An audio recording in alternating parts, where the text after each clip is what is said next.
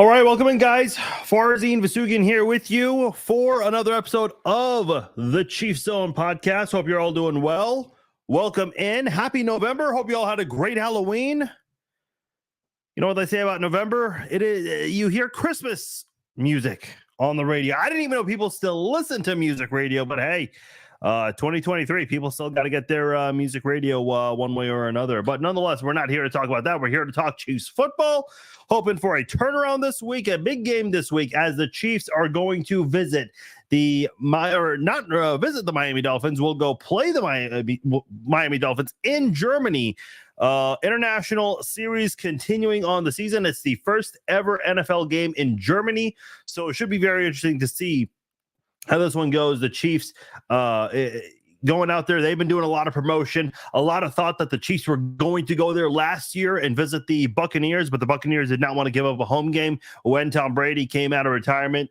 Yeah, there's a lot of truth to that. If you watch any of the Chiefs games last year, you'll recall in the preseason, last year's preseason, they show a lot of Chiefs Germany footage and they shot all that because they were going to use it to promote Chiefs Buccaneers in Germany, but that never happened. So they ended up using it for something. So they had to use it for something. By the way, I think that's a mistake. Wasn't there an NFL game in Germany last year, or were there two? I know there was one. I just can't remember which two teams were there, but I just can't remember if there were one or two games last year. Checking that. Oh, no. Several games last year. I did not realize that. Started in 2021. Okay, was not aware. I thought 2021 there were no international games. I know 2020 there were not. I didn't realize they went back in 2021. Completely missed that right there. They didn't go to Wembley in 2021, which is interesting, but they went back in 22. So they've been at Tottenham for a couple of years now. Didn't realize that, but should be a lot of fun. Chiefs, Dolphins, Tyreek Hill really wanted to come back to Arrowhead. He talked about that. We'll talk about that a little later on. As usual, we'll do our Week 8 roundup and Week 9 preview. Give you guys some of my key games for this week. We'll go over the trade deadline. Kansas City did not do anything. A lot of people disappointed by that, but also expected that to happen. I'll give you guys a little secret recipe in beating the Miami Dolphins. There's actually a pretty key set out there that a lot of people don't talk about when it comes to how to beat the Miami Dolphins. Very high-powered Miami Dolphins team. Spoiler alert, they're number one in every offensive category. So how does Kansas City combat that? Obviously going to be the biggest test of the season for the Chiefs defense and for the Chiefs offense coming off the game that they just had. How does that offense respond against a high-powered Miami team that they're going to try to compete with? And I also want to give my thoughts on this whole international series, the NFL trying to push the global growth of the sport. Obviously, it's an attempt to try to get a team in London or somewhere in Europe, and it's just not going to work. We'll talk about that. All of that and much more, plus my breakdown and prediction for the game.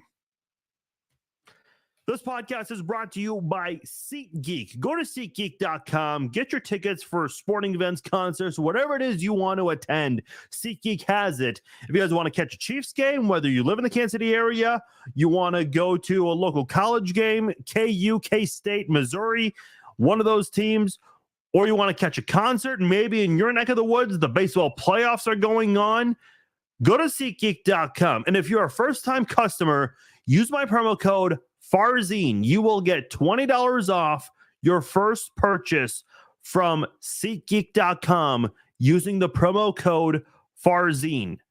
Go to SeatGeek.com, use the promo code Farzine, and get yourself $20 off for your next event.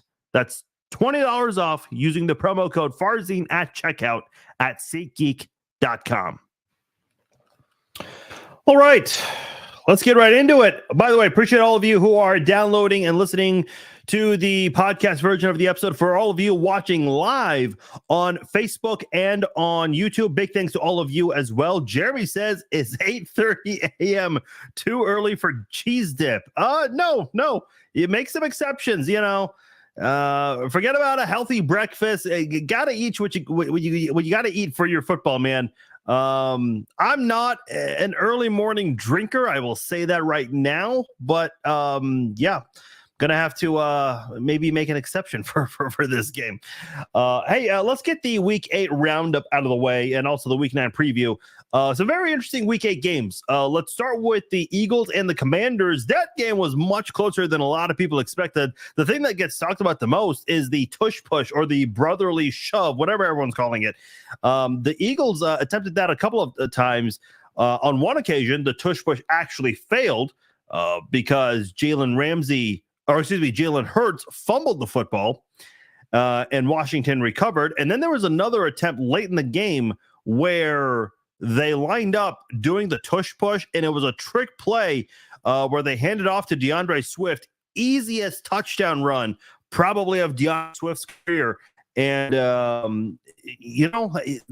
it's kind of like what Kansas City's done for so many years with the shovel passes, the jet sweeps, the tight end sneaks. They've tried to do different variations of that to throw teams off because obviously teams catch on once in a while at some point. And the Eagles realize, look, teams are going to eventually figure this out. We got to find different ways to kind of throw teams off, making it look like we're going to do what we're going to do. And I think, credit to Nick Sirianni and the Eagles coaching staff for drawing that up and for the players for executing. Trick play perfectly came through. And obviously it was very key because this ended up being a 1-score game. The Commanders have played the Eagles very tough these last few games. Of course, if you remember last year on Monday Night Football, the Commanders did pull off a big upset against the Eagles, which, every team goes through their bad loss. We just saw the Chiefs go through their really embarrassing loss. We'll get into that a little later on. But the Eagles still ended up representing the NFC in the Super Bowl. So even the best teams, and my point in bringing this up is a lot of people still kind of down, feeling bad about that game on Sunday, and rightfully so. But every team goes through that. But yeah, the Eagles were able to hold off the Commanders this time. Panthers, Texans, probably a game that no one cared about, but was pretty exciting coming down to the wire. Panthers got a field goal. They were losing by 1. And they were getting all of these untimed downs, essentially, because the Texans kept committing all these penalties late, allowing the Panthers to get closer and closer for an easier try. And I take that back. I don't know if it was an untimed down or not, but nonetheless, the Panthers got a last play field goal to win the game and got their first victory of the season. So shout outs to the Panthers there. We will not have a winless team this year, so congratulations to the Detroit Lions, the 0-16 Detroit Lions from 2011 to 2010, 09. I can't remember what year it was, or 08. It was 08. I take that back. So you guys hold the record for longest winless season in NFL history. So they get to keep that record. Ravens, Cardinals, this one also ended up being closer than expected. The Ravens pulling away with a 31-24 win, but I think what's interesting about this is Josh Dobbs traded away to Minnesota. So, and obviously Minnesota with a very sad ending for Kirk Cousins. Obviously, if you saw the series, which a lot of you did, wanting to follow Patrick Mahomes, I think a lot of Chiefs fans followed for Mahomes, but they ended up really liking Kirk Cousins. A lot of people ended up becoming fans of Kirk Cousins as a person. That's why, obviously, as Chiefs fans, we all love Patrick Mahomes and Brittany and all of them. But, from a personal standpoint, I related to Kirk Cousins and his family far more than anyone else. His wife at one point, I think was talking about like, hey, we're basic people. We buy clothes from Walmart or Target. Like, it's where a lot of people go. And not to say, not to say Brittany and Patrick are not relatable people. I'm sure they are in some way, but let's be honest, they live this lifestyle that no one else lives. They always fly charter flights. They're always in the suites. They're in their 20s and they own professional sports teams or have part ownership in professional sports teams. So a lot of people do not relate to them as much as they would to Kirk Cousins and his family. So very sad ending to Kirk Cousins seasons. And obviously, the Vikings are going to try to move forward with Josh Dobbs. Bengals and 49ers. Bengals won this by 2 scores. The 49ers actually did a really good job of moving the football, but Purdy just not doing too well. He's really he's having this come down to earth moment here where, his level of play has been really bad the last 3 weeks. The Bengals waking up a little bit lately. You still see some struggles on the offensive side of the ball. And I think a lot of defenses maybe know how to attack that, but they've definitely played I don't want to say a lot better, but definitely playing better as of late. This one was a very interesting one. Jets, Giants. Nobody cared about this game, but I guess the way the game ended, the way the Jets rallied in this one, winning in overtime, the way they forced overtime was crazy, and then how they won it. The Jets won 13-10. They combined 23 points, but there were 24 combined punts. I've never seen this stat line before where there were more punts than combined points. I've never seen that before. I'm sure it's happened at least once or twice, but I mean, that is actually very impressive. To have more total punts than points, that is wildly impressive. Very impressive. And then Monday Night Football, Lions 26, Raiders 14. The Lions played a great game in this one, but that really was not the story. Everybody was talking about the Raiders and how they looked on Monday Night Football, putting up 14 points. And Devontae Adams, the type of game he had, complaining about his lack of targets. Well, he's been targeted the past couple of weeks. He drops a pass in the end zone last week, dropped a couple in this game. And he even looked to the media and said, look, man, I'm barely going to talk to you guys because I just don't want things to blow up in the media. Because he has said some things this year already, which has already caught fire. And I think, and I understand that, you do not, the media circus today is far bigger than it was 15 years ago. And even back then, teams were cautious of certain things that would pick up. And now in the social media era, if you would, teams try to be very, or players and teams try to be very ho-hum about certain things. But obviously the biggest story now, 24 hours after losing, the Raiders fired Josh McDaniels. Probably a bit of a surprise with the specific timing of it. It came late Tuesday night. So a lot of people on the East Coast and Central time zones were already in bed when this happened. Very interesting timing when this happened for sure, but nonetheless it happened, and it wasn't just him. The general manager's out, the offensive coordinator was ousted, Jimmy Garoppolo has been benched, and they're going to go with Aiden O'Connell. I get it, man. You gotta start trying different things. Let me just say this about Josh McDaniels, because a lot of people are laughing at the fact that he got a second chance and comparing it to Eric Bieniemy, who has had to leave Kansas City to prove himself as a member of the Washington Commanders. Listen, I don't want to do this whole comparing thing. I do agree it's silly that EB is not getting a chance, but let me say this about Josh McDaniels. I'm glad he got a second chance. I think he is a smart offensive coach. I know he probably got carried by Tom Brady and Bill Belichick in New England, but the thing about Josh McDaniels, you got to keep in mind, a lot of teams felt very highly of him. This is a guy who got off to a great start in Denver. It was a 6-0 start, I think, if I recall correctly, and that ended with the Chiefs of all teams destroying. Remember that game, Jamal Charles and Derek Johnson? Derek Johnson had 2 pick sixes in that game, and the Chiefs destroying the Broncos in that one prevented the McDaniels-led Broncos from getting into the playoffs. And he just could never recover from that. But that was more than 10 years ago to the day where he got his Raiders job. So, and obviously he did verbally agree to a head coaching job with the Colts. So teams obviously feel very high about Josh McDaniels. But man, he got a second chance, which I think he deserved. I think everyone deserved. Bill Belichick had to get a second chance. He didn't do very well in Cleveland. But you know what? McDaniels got a second chance, and I think now we know he's just not an NFL head coach. He really isn't. Can he be a good offensive coordinator somewhere outside of New England? I don't know. I'll even throw this possibility out there. Could he really be the guy who succeeds Bill Belichick in New England? I'm not going to dismiss that at all. I know McDaniels does have a very good relationship with the Kraft family, so they would certainly consider him. I would at least imagine. But McDaniels, the first NFL head coach fired I saw on CBS Sports the Raiders have changed head coaches 12 times in the last 20 years. That is the most in the NFL. A couple teams right behind them, but the Raiders lead the league in that category. That is impressive. That is wildly impressive. Some wildly impressive bad stats on this podcast so far today. We'll see how the Raiders do moving forward.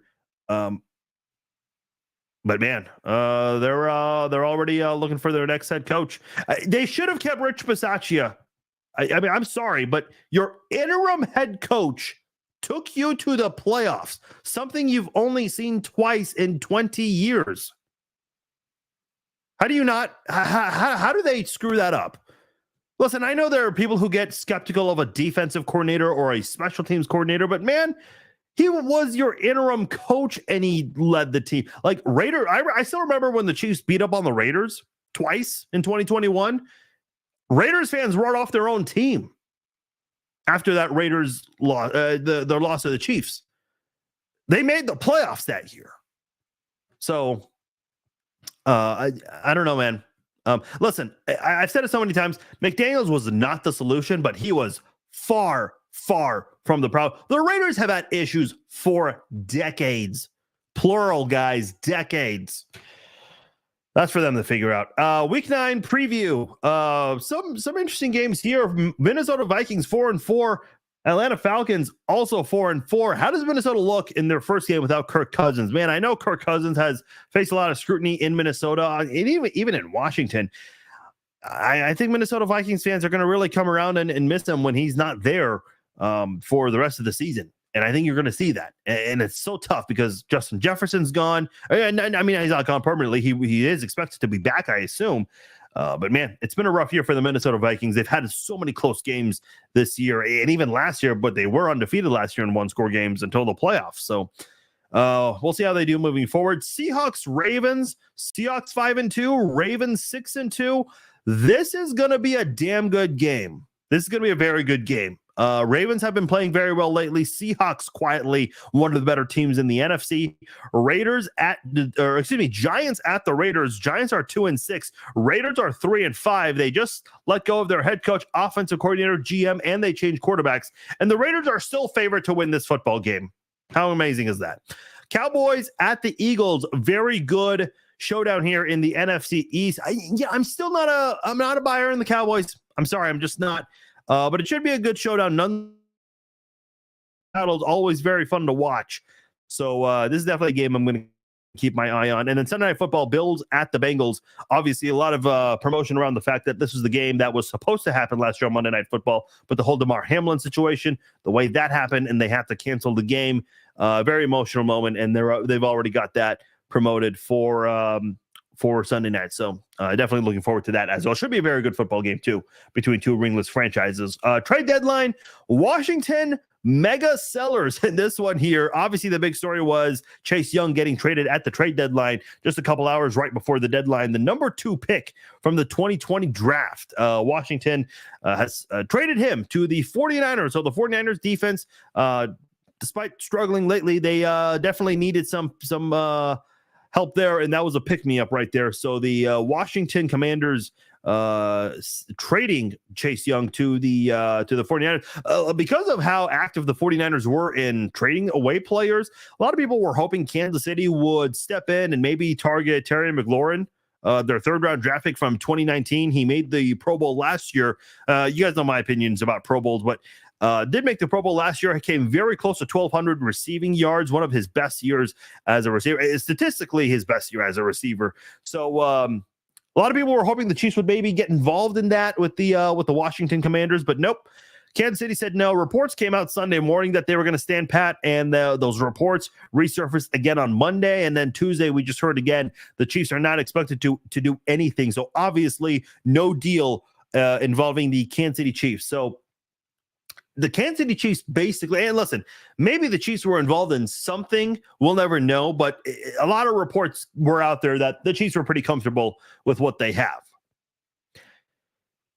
What does that tell you? Brett Veach and Andy Reid, they are putting all of their confidence into this group right here with the wide receivers.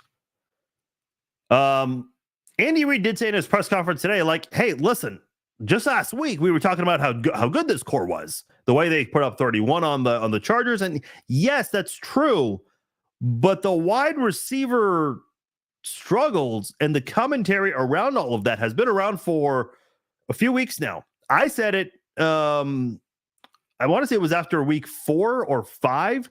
And then I mentioned it after the first Denver game, the one where the Chiefs actually won. I said, look, we got to talk about the receivers. They are not at all picking up the slack. And here was the concern. A lot of people said, well, Mahomes doesn't trust his receivers. And then in the first Denver meeting, there were Chiefs wide receivers getting wide open, but Mahomes was not throwing to them. And so the narrative then became Mahomes needs to trust his wide receivers.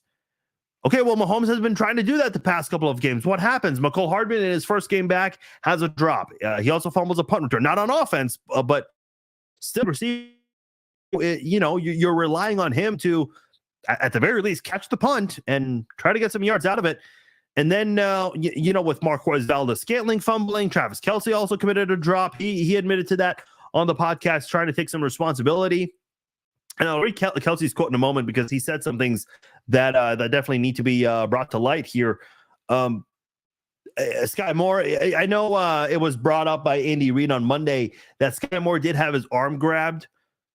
Okay, but he got it away from the defender in time to try to make the play. And I heard this being mentioned on social media this week and also on talk radio about how Sky Moore, obviously, they tried to use him as a punt returner last year, and that was a major failure. Yes, he did have that massive punt return against the Bengals in the AFC Championship game on the drive that got the game-winning field goal from Harrison Butker. But in his overall body of work as a punt returner, something he never did in college, it just was not working out for him, especially in that Indianapolis game. That contributed to Kansas City's loss that year against the Colts. So the topic then came up, did he just lose sight of the football when he was trying to track it in the end zone? Because it hit him right in the arm. So statistically speaking, that I don't think that counts as a drop because it didn't hit him in the hands directly, but it's a pass that should have been caught for sure. And I think that is what a lot of people just struggle with is his very slow progression so far in the NFL. He's being used more this year, but the lack of production not there. Marquez Valdes-Scantling definitely taking a step back. And, I'm just looking right now, and I never thought I would say this in week 1, but your two best wide receivers right now are Rashee Rice and Justin Watson. I never thought in a million years I would say Justin Watson is the second best receiver on the Chiefs this season.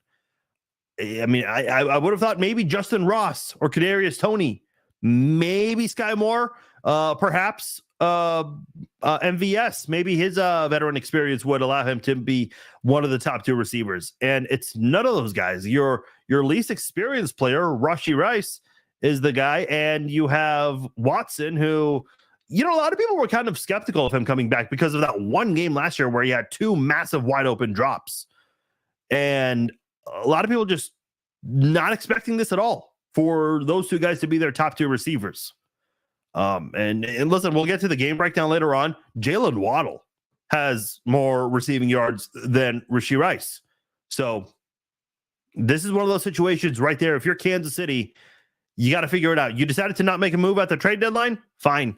You're obviously putting all your trust in this unit. But man, for a unit that has not looked good, it's just hard to kind of buy in right now. It is. And I know there have been a lot of people online saying, well, if you trade for a receiver, they're going to have a hard time picking up the playbook and learning the system. Okay, but what about the guys you have now? Like Kadarius Toney had a full off season, okay? And he even went and practiced with Mahomes before OTAs. Doing their own practices in Texas. Sky Moore got involved with that. These Chiefs receivers got together on their own in the offseason to try to get some things down. And that's not translating very well on the field this regular season. So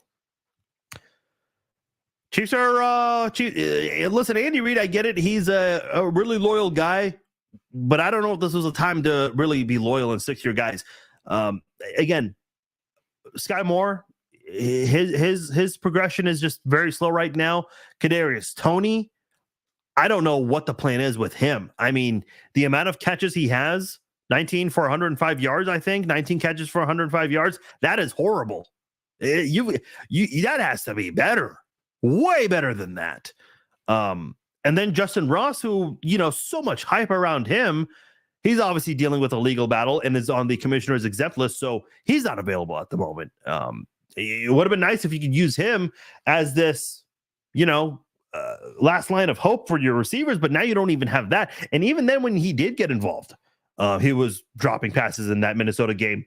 And the report that came out from Albert Breer that he was struggling in practice, running routes, all kinds of things. Travis Kelce even mentioned, guys not running the right routes. And he took responsibility for that. He said he was included as well. He was raising his hand when he did that. And I appreciate those who, I saw it on Twitter, reach out to me and sent me the video version. I always listen to the audio version because that's always easier to listen to. And you actually see him raising his hand when he says, miss blocks, drop passes, not running the right routes. So he did that on the video version, so you can see that there. But Kelsey said it on the podcast. It's gut check time. I mean, this is a unit that has the best quarterback, the best tight end, the best offensive mind in the game, and they looked lousy against the Broncos. Listen, this Chiefs team, even in the games where they struggled to score, the Chiefs do a good job of moving the football. That is not up for debate. This is a good offensive team. They know how to move the sticks. They know how to get closer and closer to the end zone. But, man, this team just does not have that killer instinct when it comes to scoring. I'll say this right now. I was going to save it for the game breakdown. But something very important to note with the Chiefs and the Dolphins, they both have the same amount of red zone trips this year, 31. Tied fifth in the NFL for that category. But Miami is number one in red zone scoring. Kansas City is 17th. So, again, two teams who are going to play each other this Sunday in Germany. They both have the same amount of red zone appearances, but Miami, number one in scoring, and Kansas City is 17th in red zone scoring. Let's put that into perspective there. That needs to change. One of the big reasons why the Chiefs went from Alex Smith to Patrick Mahomes is because in 2017, when it was Alex Smith's last year and Patrick Mahomes' rookie year, watching mostly from the sidelines, the Chiefs were dead last in the NFL in red zone offense. That changed drastically when Patrick Mahomes took over. So this is one of those teams right now where they can play better. And I think the numbers show it. And I know, listen, the wide receivers, yes, they're bad, and improvement would have been nice. But look at last year's group of wide receivers. McCole Hardman was absent for a lot of games. Juju Smith-Schuster missed some time, and was not the same when he came back from his concussion. Kadarius Toney missed a lot of time, even though people liked what they saw from KT on offense last year, not this year. He still missed a lot of time. So even then, the wide receivers you did have in Juju, because a lot of people are saying the Chiefs miss Juju, and I think they do, but he still missed a lot of time last year. So should be very interesting to see how the Chiefs, they're trusting their wide receivers. Okay, let's improve, because that's all you can do right now is improve with this unit. Let's take a time out for a moment and talk about Cable Dahmer Cadillac here in Kansas City. I recently purchased a car from Cable Dahmer, my first time ever owning a Cadillac. And I got to give a big shout out to Scott Toddy, because he was the one who helped me make this purchase here. Scott's very knowledgeable, very honest, very professional, can help you with your car buying needs. I definitely got a lot of help from Scott getting the right car I wanted, getting an understanding of everything with that vehicle. And obviously, it's 2023. So many new features with vehicles today. Mine has Wi-Fi. I've never had Wi-Fi in a car before. So many other cool features you get with these newer vehicles.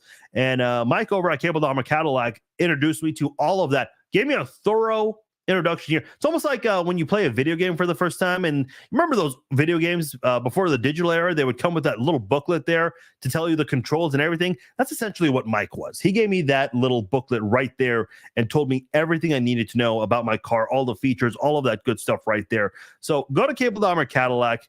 If you're looking for a new car, a used car, whether it's a Cadillac or a different kind of car, Scott Toddy can definitely help you with that. And by the way, I'll give since I'm dropping names over at Cable Dahmer Cadillac, another guy, Brock Smith. If you guys have a General Motors vehicle, so Cadillac, Chevrolet, I'm sure there's a couple others I'm missing there.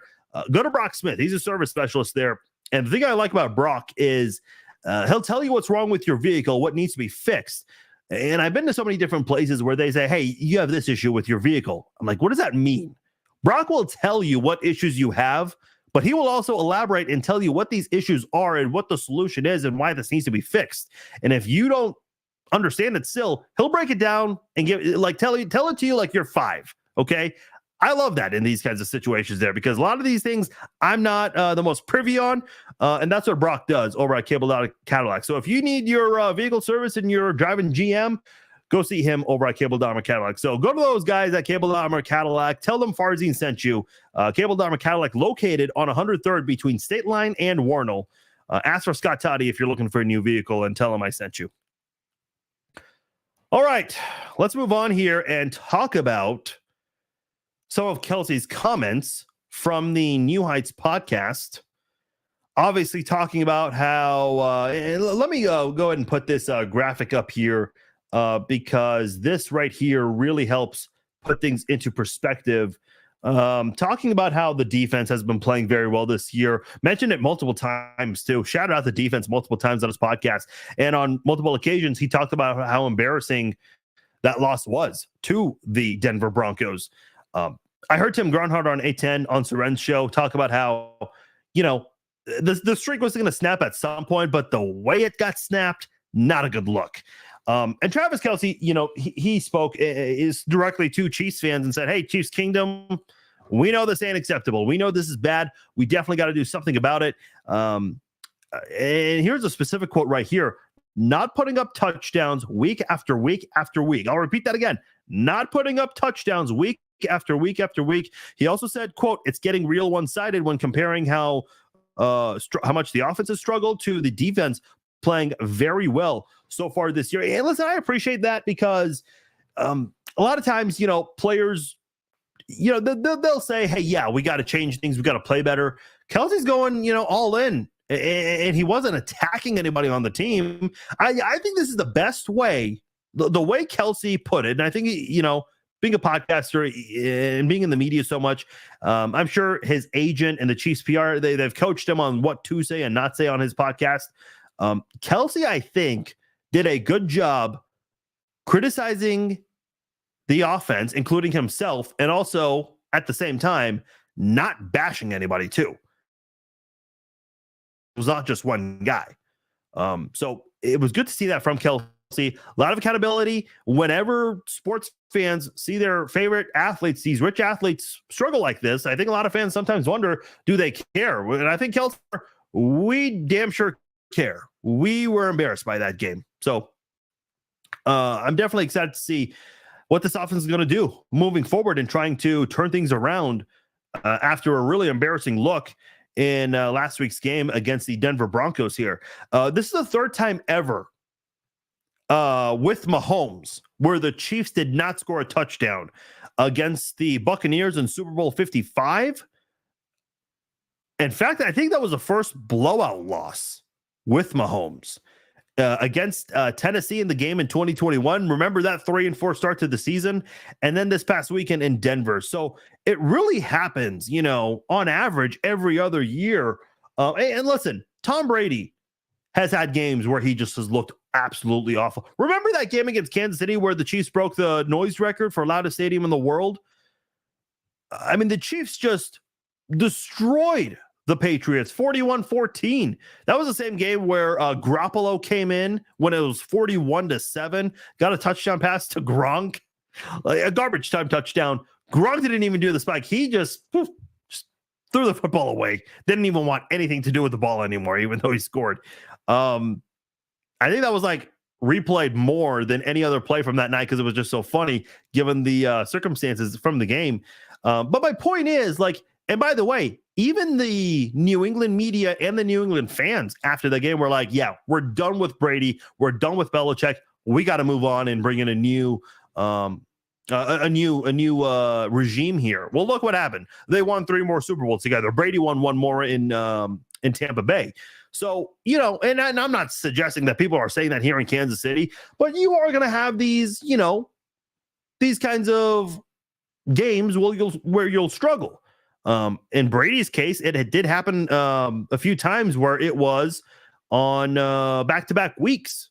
That hasn't happened in Kansas City, at least not yet. But the Chiefs are definitely, they've had their bad moments. This is not the first time they've looked bad in a game. So I think a lot of people trust that the Chiefs are going to learn from this. And if your head coach is Andy Reid, you definitely are going to learn from this. I'm sure Andy Reid's going to let him know about it. I think a lot of people still just kind of, concerned about Matt Nagy. Is he truly the guy? Because, whenever things are working, people credit Andy Reid, and they're not. It's Matt Nagy. It was the same thing with Eric Bieniemy, which I find interesting. But with Nagy, there just seems to be that lack of killer instinct with the Chiefs. By the way, those comparisons between Washington and Kansas City came back again, so that's interesting. I thought we were done with that, but hey, we're here. We are. Sam Howell has been compared to Patrick Mahomes a lot lately, so yeah, that's fun. And again, those games against Tampa Bay, Tennessee, and this past weekend against Denver, yeah, those happened. Very rarely do you see that happen. So, as Kelsey said on the podcast, it is gut check time. You've got a smart, offensive-minded coach. You got the best quarterback, got the best tight end. Yeah, the rest of the skill position players, maybe not the best outside of Isaiah Pacheco. Jerick McKinnon, not really having the season that he's been playing more this year than he has in last year of the season. But even he's kind of contributed to some of the struggles with drops and not getting big plays there. So I'm very curious to see how the Chiefs respond against a Miami team where, if you're going to win that game, it's not going to be a low-scoring contest. Very unlikely that it turns out that way. You have to put up a lot of points. You got to score in the 30s, maybe 40s to win this football game. Also depends on your defense, which I think a lot of people trust, even with their biggest test of the season. Let me give you guys a little secret about Tua Tagovailoa whenever he gets sacked in games. Whenever he gets sacked 3 times, the Dolphins are 3-2. When he gets sacked 4 or more times, the Dolphins are 1-4. So you want to know the secret recipe to beating the Miami Dolphins? Sack Tua. Get to Tua. Pressure him. Get to him at least 4 times. You do that, man, you've got a really good shot at winning. At least an 80% chance when you look at the win-loss record for Tua when he's been sacked at least 4 times. Record is 1-4. So that's an 80% win rate or win probability in Kansas City's favor. So that right there is what the Chiefs need to do in order to try to win this Sunday in Germany. All right. I mentioned Germany. I want to take a moment and talk about this whole international series thing. Listen, I love these 8:30 a.m. games, but what are we doing? What's the goal? What's the end game with London and Germany? I know they played some other international games in the preseason. Andy Reid, when he was with the Packers and the Chiefs played a preseason game in Tokyo once. What does everyone want out of this? Supposedly, there's going to be a team in London one day. And I can't remember the name of the gentleman who was on Sirius XM NFL radio. And he says, look, we know this ruffles some feathers over in the United States, but there's talk about a team coming to London one day. That's the reality of it. Okay. Isn't that London team going to be the worst team in the NFL?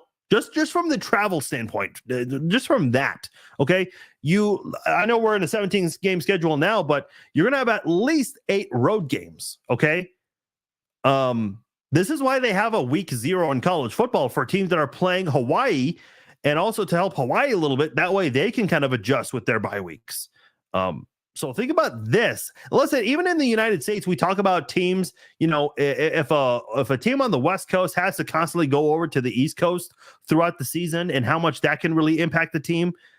We talk about that here in the United States. Think about internationally. And by the way, so many times I've heard in the past, former players who are analysts, they talk about how, the end of preseason cuts is also back to school time. So some of these veterans who have families, who have kids, they don't want to get traded suddenly to another team. That's not ideal at all for their family situation. So, what if a player surprisingly gets traded to the London team? The London, I don't know, baguettes, whatever you want to call them. What if a player goes there? By the way, what about an assistant coach? If they're looking for an opportunity, are they really going to go to the team in London of all places? I mean, imagine that travel schedule and trying to make that work with your family, especially if you have kids. Like, I mean, I think the NFL, this whole idea of having a team in London or anywhere in Europe, it's like, are you not thinking about the long-lasting effect this could have on the players and their personal lives? I mean, not that the NFL's ever given a damn about those kinds of things, but it's like, you're definitely not showing that you care when you are trying to push for this. This is a game, by the way, that should absolutely be happening at Arrowhead Stadium. Before the announcement came that the Chiefs and Dolphins were going to play in Germany, everyone was talking about the fact that Tyreek Hill is coming back to Arrowhead, and this is going to be a game between two prolific offenses. So if you're one of those people in Germany who bought a ticket within 14 minutes because this game sold out fast, then you are in for a treat. At least that's what's expected, because these two offenses are both very good. So, look, I'm not a fan of this whole international series. I don't know what's being pushed here. You don't see the Premier League or any of these other leagues. Yeah, sure, they come to the United States, but more for like exhibition games or playing guys, playing like they're redshirt guys. They're not playing their best players in the United States. No, hell no. They're saying, I mean, that's all happening across the more serious games. So, I don't know, man. I'm not a fan of this. I think the NFL's really pushing something that they think is going to be a home run when it's going to be the complete opposite. So that's just my my point of view. And listen, I think it's awesome that there are fans internationally that care about the NFL. I think it's really, really cool. You see a lot of people online who are not from the United States that care about the Chiefs or the Packers or whoever, and they're big NFL fans. I think that's awesome. But man, it's like this whole push, I think it's going to have a very negative impact on these players and coaches, especially the team that has to travel 8 or 9 times out of London into the United States. I mean, that even the Chiefs going to Mexico, like, it's in North America, but there is a very specific game plan around that. This is, the other side of the world. So I don't know, man. You guys discuss amongst yourselves. Let me know what your guys' thoughts are on all of that. We'll continue the show in just a moment, but we've got to give a shout out to another sponsor of ours, Manscaped. Football season is back, and you know what that means. Touchdown dances, Sunday tailgates, and epic fantasy showdowns. But fellas, let's not forget the real MVP of the season. Introducing the all-new Beard Hedger Pro Kit by Manscaped, your ultimate luxury beard grooming experience. This kit is your secret weapon for staying sharp on and off the field. Don't fumble this opportunity. Head to manscaped.com and elevate your grooming game with the Beard Hedger Pro Kit. Join the 9 million men worldwide who trust Manscaped. You heard that right. 9 million men, or 109 MetLife stadiums. So go to manscaped.com, get 20% off and free shipping with the code FARZINE20. The Beard Hedger Pro Kit is a grooming powerhouse built for precision and style, just like your favorite quarterback. Get 20% off and free shipping with the code FARZINE20 at manscaped.com. Once again, get 20% off and free shipping with the code FARZINE20 at manscaped.com. Your grass is not artificial. Keep it shaved with Manscaped.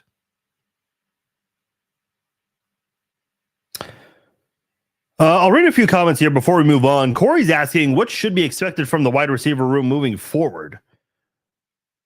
I have no idea. This is a really good question. I mean, this is a really good question. I just don't have an answer for this. I really don't. There were a lot of things expected. And I said this before the season. Sure, there are a lot of unknowns with this Chiefs receiver room. But I think Andy Reid and company were pushing for, in hoping for, these guys to hit their potential. They were leaning on that than having a reliable, which, listen, there's a reason why the Chiefs did target DeAndre Hopkins. They still needed that clear-cut number one guy. I was really hoping with him not coming to Kansas City that this would have, created some hungry players there, but we have just seen the complete opposite. All these drops, and again, it's someone different every week. Drops on offense, drops on special teams. It's like that's not a hungry group of offensive players right there. It's just not. That's what I said when the DeAndre Hopkins thing happened. When he went to the Titans, I said, okay, got a lot of young guys here. If they want it, I hope they're hungry. And we're not seeing it. The complete opposite. I mean, to answer your question, a great question. I don't know. To me, it's just like these guys have potential. Okay. A lot of, I remember someone's old tweet resurfaced when they said, don't let Kadarius Toney get drafted to Kansas City. And then he got traded to Kansas City, and people laughed about that tweet. I don't know, man. I think listen, and not that I think FAU is a bad player, Felix Anudike-Uzomah, but he's just not playing much, and they don't need him a whole lot right now because Mike Daniel's playing well. George Karlaftis is definitely taking a big step up. He's one of the league leaders in quarterback pressures this year. Chris Jones playing very well, but it's just kind of, you start second guessing everything. Was it a smart idea to trade Amir Smith-Marset? Was it a good idea to pass on an offensive player and draft FAU? Like, some of those things are definitely being thought about right now. Corey's asking, in your opinion, who is the guy on offense that steps up or needs to step up? This is a good question.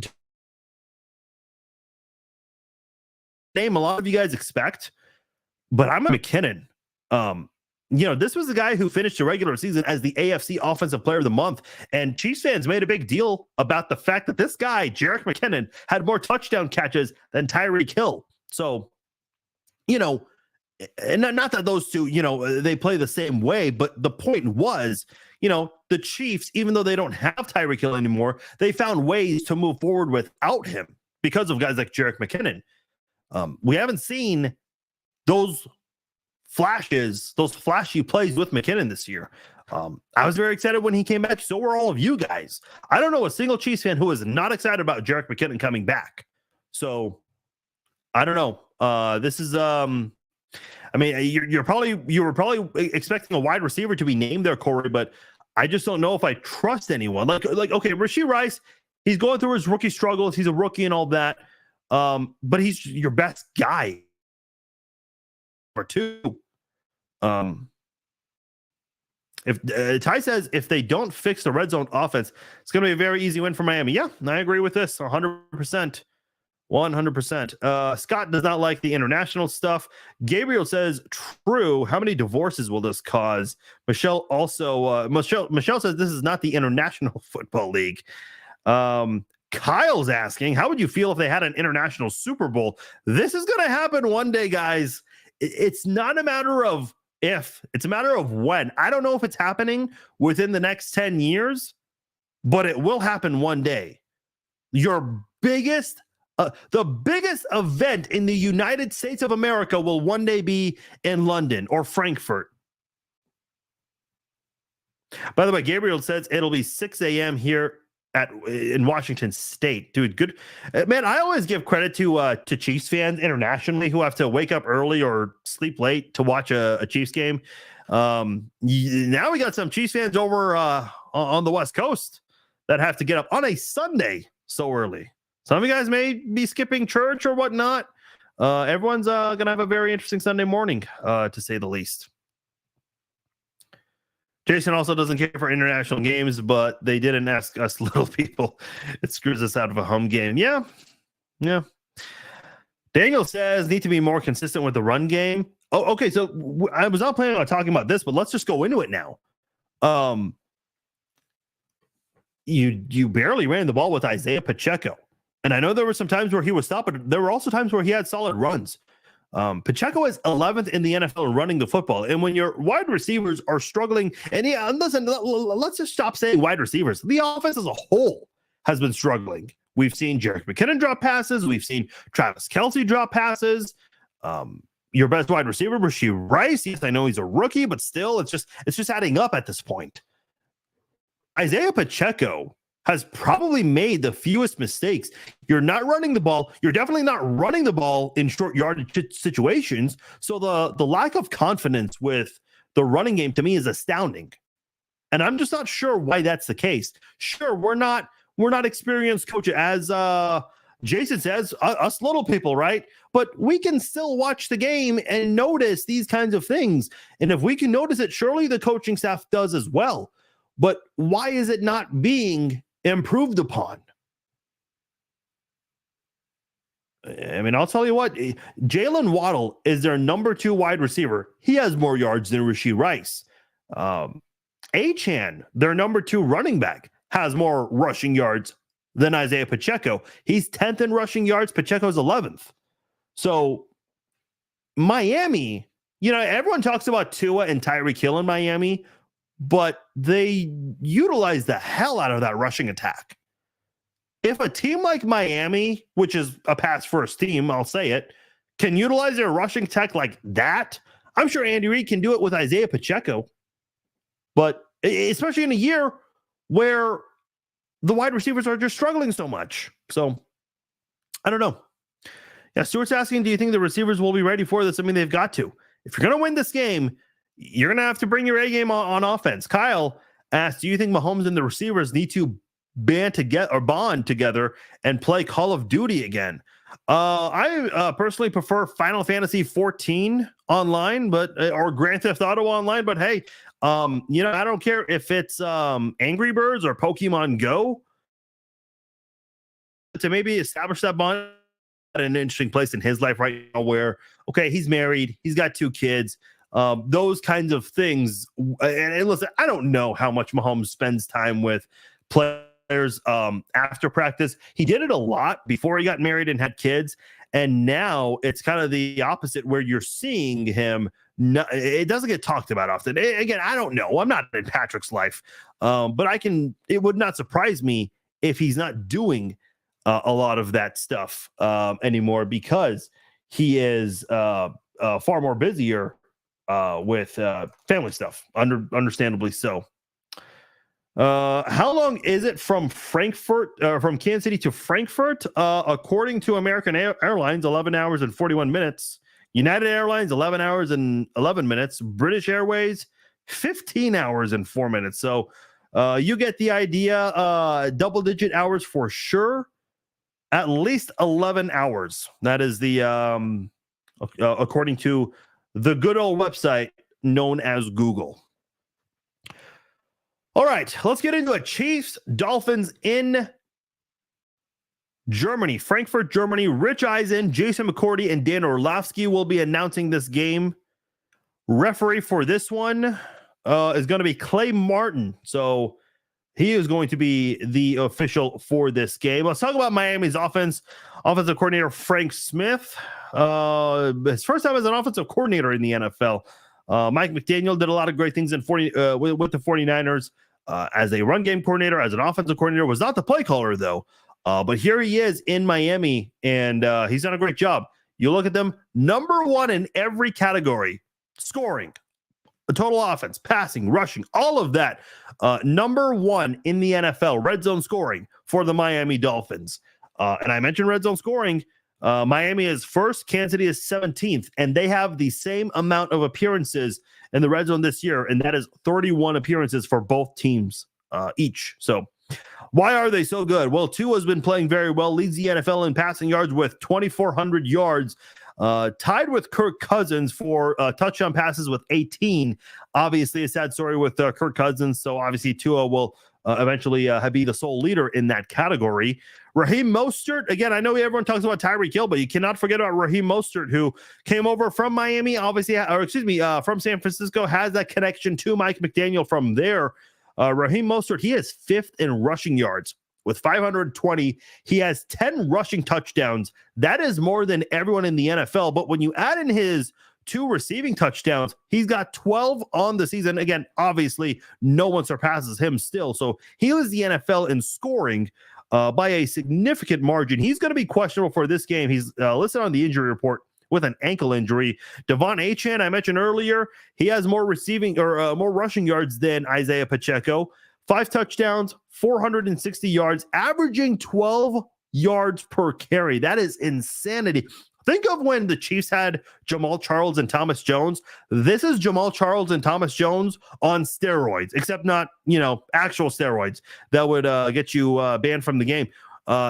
This is a very bolstered edition of Jamal Charles and Thomas Jones. That is how insane this unit is here. With the backup having the higher yard per carry average. Kind of funny how those two kind of are like a mirror image in a way with Charles and Jones. Wide receiver Tyreek Hill. I don't know if you guys have ever heard of him, but he's pretty fucking fast. He is the fastest receiver to surpass 1,000 receiving yards. He's got 8 touchdowns on the seasons, 45 first down grabs. Obviously leads the NFL in all those categories. The only person who comes close is A.J. Brown. Jalen Waddle, another great wide receiver for the Miami Dolphins. 37 catches on the year for 480 yards. Just to give you perspective, Kelsey has 582 yards leading the Chiefs, but the Chiefs' leading wide receiver is Rashee Rice with 361 yards. Waddle obviously has more than him by 119 yards. So, yeah, not good from that standpoint. Braxton Berrios, he's got 194 yards. Obviously, there's a very big gap between 2 and 3 here, but not that it matters too much because you got your top 2 running backs and your top 2 receivers who handle it just fine. Guys who are depth players, Berrios, 194 yards and a touchdown. Robbie Chosen has 1 catch for 68 yards. That's a touchdown there. He's only been targeted 1 Buffalo Bills. That 68-yard catch, touchdown catch was again. You guys all know how that one went. Obviously, they scored 70 when the Chiefs couldn't even score 10. Tight end Durham Smith filling in for Mike Gesicki. I'm very shocked Mike Gesicki left and went to New England, leaving Miami. I don't know if there was something behind closed doors or what, but he chose a much lesser offense. That's his choice. And I don't know, money was probably a factor. But hey, you got to live and die by those decisions you make there. Offensive line, center Connor Williams came over from the Dallas Cowboys, who have always been known to have a very good offensive line there. Right tackle Austin Jackson, former first-round pick in 2020. Robert Hunt, a second-round pick in the same draft class, 2020. And Tua, also from the same draft class, drafted in the first round in 2020. So they did a really good job with that 2020 draft class and trying to use them try to build this offense the way they have. So obviously went offensive heavy that year, and it has panned out to say the least. Defensive side, coached by Vic Fangio, 15th in total defense, 16th against the run, 17th against the run, 25th in points per game allowed. That is the 8th most in the NFL. Take all of that for what it's worth to you, because the Chiefs just faced a few defense. Well, I shouldn't say a few, but in the span of 3 games, 2 different teams. The Broncos, who are dead last in total defense and almost dead last in every other defensive category, and the Chargers, who were the second worst defensive team in the NFL, behind Denver and near dead last in almost all those categories. Yet the Chiefs' offense was not the Chiefs' offense that we know and love. Yeah, they put up 31 on the Chargers, which is, not bad. I think that's certainly good. Maybe you would have expected a little more, but you still got in the 30s there. But in the Broncos, the 2 times you played the Broncos, you only scored 1 touchdown. And I think that one is what's concerning the most, is that this is the worst defense that you're going to face all year long. And you had your worst performance of the season. Listen, those things happen. I don't know if you guys remember when the game where Matt Castle got injured and Eric Winston went off on the fans for supposedly cheering for that when they were actually cheering for Jamal Charles getting a first down on that play. In that game, the Chiefs lost to the Ravens 9-6. Obviously, it was just field goals. Guess who won the Super Bowl that year? The team that beat the Chiefs 9-6, the best team in the NFL that year, which is your eventual Super Bowl champions, the Baltimore Ravens, they beat the worst team in the NFL by only 3 points. Obviously, a very ugly win for Baltimore. And if the Chiefs don't fumble at the 1-yard line, Baltimore might lose that football game. So if you guys remember that, go back and watch that game if you have NFL Plus. Very, as ugly as it was, my point is, great teams do have moments like that. The Chiefs had theirs last week. Can they prevent it back-to-back weeks against a much more significant team? You look at the Dolphins defense, Jalen Ramsey, he came back last week, and in his first game back in his Dolphins debut, got an interception, ran it back 49 yards in New England. Xavier Howard, very underrated cornerback. He also has had an interception this year. Just 4 interceptions on the season for the Miami Dolphins defense. By the way, Xavier Howard is questionable. Did not play last week against the New England Patriots. Deshaun Elliott, strong safety, formerly of the Detroit Lions. Safety Javon Howard, he's a key player on that defense. Second in tackles with 52. Let's look at the Dolphins front there with Bradley Chubb, former Denver Broncos draft pick. He leads the team in sacks with 5. Jalen Phillips on the other side, a first-round draft pick from 2 years ago, 2.5 sacks on the season. So offensive tackles for the Chiefs, Donovan Smith and Jawan Taylor, they're definitely going to have their hands full, especially after a really bad showing last week from those 2 tackles. Christian Wilkins, defensive tackle, has 4.5 sacks. Another defensive tackle, Zach Seiler, he's got 4 sacks on the season. So some key guys up the middle of that Dolphins defense. Linebacker Andrew Van Ginkel has 4 sacks. Emmanuel Ogbah, former Kansas City Chief, also a former Cleveland Brown, he has 2.5 sacks on the season. He also has 1 of the 4 interceptions from the Miami Dolphins this season. David Long Jr., their linebacker, the guy who anchors that defense, former Tennessee Titan, now a Dolphin. He leads the team in tackles with 55. So some key guys there to be aware of from that Dolphins defense. Special teams kicker Jason Sanders, he has just 7 made field goals on the season, 7 of 9. He has a 3rd fewest field goals made, his longest from 45 yards. Obviously, they don't need him because Miami is just dominating and scoring by a very wide margin. And then punter Jake Bailey, just below average when it comes to his net and his regular punt average. He has just 20 punts on the season. Again, same thing. They hardly need him on the year. He has 20 punts on the season, yet the Jets and Giants combined in last Sunday's game had 24 punts. How crazy is that? All right, what am I picking here? I'm going to pick Kansas City. You guys know me. Why am I picking Kansas City? Well, for one, they're pissed off. Patrick Mahomes, he is definitely... I've seen the jokes online. He's going to be Petty Mahomes this week. That's what he's going to be. Patrick Mahomes definitely playing with a chip on his shoulder coming into this week. He has to be. I would be concerned if he wasn't. Same with Travis Kelce. The offense has to prove they're better than what we saw last week. 100%. They move the ball well, but man, that killer instinct when you get this Chiefs offense. So it is a gut check time for Mahomes and Kelce as they try to lead this offense here. So how do they do that in this football game? I think just erasing those mental errors. And if you can do that, you've got a very good chance at winning this football game. So I think a lot of people want to see that. I'm going 31-27, and I think Kansas City's defense can do some things that Miami has not seen. The Chiefs, I think, are going to allow the most points they've allowed all year. And I know that was the case last week as well, but not really their fault because, you know, when your offense turns it over 5 times and your defense still holds Denver to 24 points, like, you know, what more could you have done with the defense? Especially when your punt returner is fumbling in his own red zone. So Kansas City defensively can definitely present some challenges. But man, that key stat to me, sack Tua 4 times. You do it, you've got an 80% chance of winning this game. That's my key stat line right there. So Chris Jones, Karlaftis, FAU, Mike Dana. That's been a good unit so far this year. So if they can continue to do what they've been doing all year long, you've got a very good chance at winning this football game. You want to silence Tyreek Hill? Let's see those defensive backs do what they've been doing all year long. They've been doing a good job of shutting down those big passes, not allowing those deep shots to happen on a consistent basis. So let's see what Kansas City does in this game right here. I'm going 31-27 Chiefs. All right. Appreciate it, guys.